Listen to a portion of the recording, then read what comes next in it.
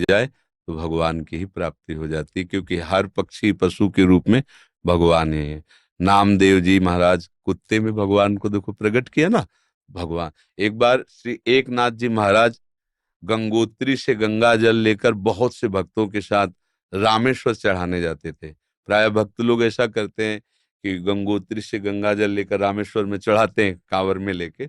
ऐसे ही वो जा रहे थे, जब रामेश्वर जी के पास पहुंचने वाले थे तो देखा एक गधा प्यास से तड़प रहा है, मतलब ऐसा दिखाई दे रहा है।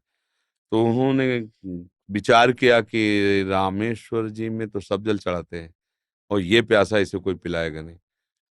गंगोत्री से लाए थे रामेश्वर जी के लिए, नजदीक गए और गोद में गधे का सर लिया और हर हर महादेव करके पूरी गंगा जली से जे ही गंगा जली पिया। तो और जो साथी थे सब हंसने लगे, यार मतलब इतनी मेहनत करके वहां से लाए और पास ही आ चुके थे रामेश्वर के, वहां नहीं चढ़ा, एक गधे को पिला दिया। वो तो रामेश्वर जी गए और वहां रामेश्वर आ गए।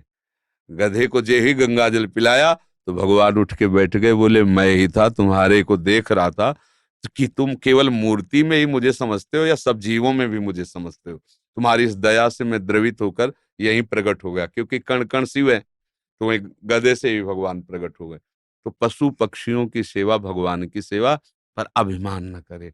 भाव ऐसा रखे कि भगवान ने मुझे ये सेवा दी है और सेवा लायक बनाया है, बस। और इसका प्रचार प्रसार न करे। प्रचार प्रसार करने से सेवा का जो सुकृत होता है वो नष्ट हो जाता है। जैसे आप यार मित्रों से और बहुतों से कि हम तो ऐसा करते हैं, हम मतलब ये बात जैसे आप संत से या गुरुजनों से कहे तो बात अलग होती है। बस इसके बाद फिर इसे गुप्त अगर कोई कहे भी कि सुना है कि आपने पक्षियों की बहुत सेवा करते हो, अरे हम अपनी ही सेवा नहीं कर पाते, पक्षियों की क्या। मतलब उसे हमें दबाना है। हमसे पाप बन जाए तो कह देना है, पुण्य बन जाए तो छुपा लेना है। पर अपने लोग उल्टा करते हैं, पुण्य बनेगा तो पोस्टर छपवा देंगे और पाप बनेगा तो कसम खा लेंगे कि किया ही नहीं है।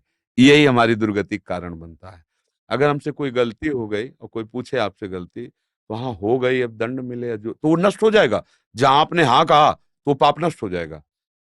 अगर सभा में खड़ा होकर के स्वीकार कर ले तो दंड मिले ना मिले उसका पाप नष्ट हो गया। और हम सभा में पुण्य को कह सकते हैं, पाप को नहीं कह सकते, देखना है नहीं। तो अपने इस पुण्य को छुपाओ और पशु पक्षी में भगवत भावना करो। जब उनको दाना डाल रहे हो या फल जो भी, जैसे पशु पक्षी हो, तो भाव करो, हे भगवान आप इन सब रूपों और बढ़िया पुण्य बन जाएगा और बड़ा लाभ मिल जाएगा। और हे भगवान आप इन रूपों में आके सेवा स्वीकार नाथ हम पे प्रसन्न रहो कि हम सदैव आपकी सेवा करते हैं। भक्ति हो गई, इसी से भक्ति हो गई, सब में भगवान के दर्शन की भावना बनने लगेगी। ठीक है। पर कभी गलत धन कमा के सेवा की भावना मत रखना। मान लो चलो 1 लाख रुपए हम गलत करके ले रहे हैं तो 10,000 की से वो ठीक नहीं है।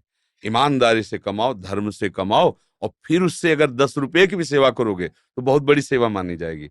10 करोड़ सेवा बेईमानी से वो तुम्हारे लिए बिल्कुल बेकार है। और 10 रुपए की गरीब की एक रोटी जितना पुण्य देगी ना, राजा का उतना पूरा धन का खजाना नहीं।